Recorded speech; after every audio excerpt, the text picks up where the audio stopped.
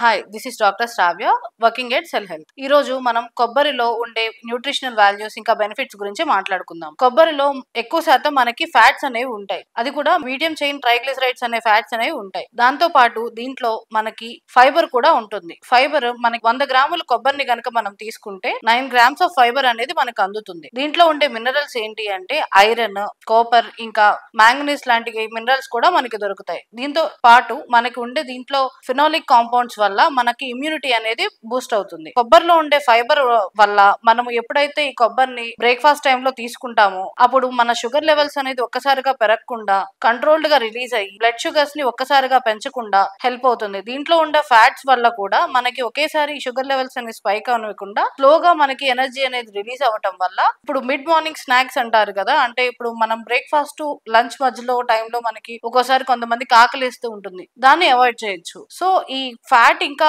Fibre ఉన్న కొబ్బరిని తీసుకోవటం వల్ల ఎవరికైతే డయాబెటిక్ ఉంటారో వాళ్ళు షుగర్ లెవెల్స్ ని ఒక్కసారిగా పెంచుకోకుండా ఉండటానికి కూడా ఉపయోగపడుతుంది. అంతేకాకుండా దీంట్లో ఉండే ఫ్యాట్స్ వల్ల అంటే మీడియం చైన్ ట్రైగ్లిసరైడ్స్ అనేవి ఇన్స్టాంట్ గా ఎనర్జీ అనేది ప్రొవైడ్ చేయడమే కాకుండా మన బాడీలో మనం రెస్టింగ్ స్టేజ్ లో ఉన్నప్పుడు కూడా మన మెటబాలిక్ రేట్ ని అనేది పెంచుతుంది. ఇట్లా ఉన్నప్పుడు థర్మో రెగ్యులేషన్ చేయటం వల్ల మనం రెస్టింగ్ స్టేట్ లో కూడా కొన్ని క్యాలరీస్ అనేది బర్న్ చేయడానికి ఉపయోగపడుతుంది. సో ఇక్కడ మన సెల్ హెల్త్ క్లినిక్ లో కూడా మనం సిఎండి డైట్ లో కొబ్బరి తినమని చెప్తాము, అంతేకాకుండా కొబ్బరి నూనె తాగమని కూడా చెప్తాము. దీంట్లో ఉండే లారిక్ యాసిడ్ అనే కాంపౌండ్ మన బాడీలోకి వెళ్ళిన తర్వాత మోనోలారిన్ కింద కన్వర్ట్ అయ్యి అది యాంటీ ఫంగల్, యాంటీ బ్యాక్టీరియల్ ఇంకా యాంటీ వైరల్ ప్రాపర్టీస్ ని చూపిస్తుంది. ఇట్లా జరగడం వల్ల కొన్ని రకాలైన ఇన్ఫెక్షన్స్ నుంచి మనల్ని దూరంగా ఉంచుతుంది. ఇంకా దీంట్లో ఉండే ఫ్యాటీ యాసిడ్స్ ఇంకా ఫైబర్ వల్ల మన స్కిన్ అండ్ హెయిర్ హెల్త్ అనేది కూడా ఇంప్రూవ్ అవుతుంది. ఎలా అంటే ఇప్పుడు ఫర్ ఎగ్జాంపుల్ ఇప్పుడు దీన్ని మనం హెయిర్ ఆయిల్ కింద వాడుకుంటే హెయిర్ స్ట్రెంథనింగ్ కి, షైనీగా ఉండటానికి, హెయిర్ గ్రోత్ కి ఉపయోగపడుతుంది. అదే ఫేస్ కి వచ్చేసరికి ఇప్పుడు సన్ బర్న్ వల్ల మనకి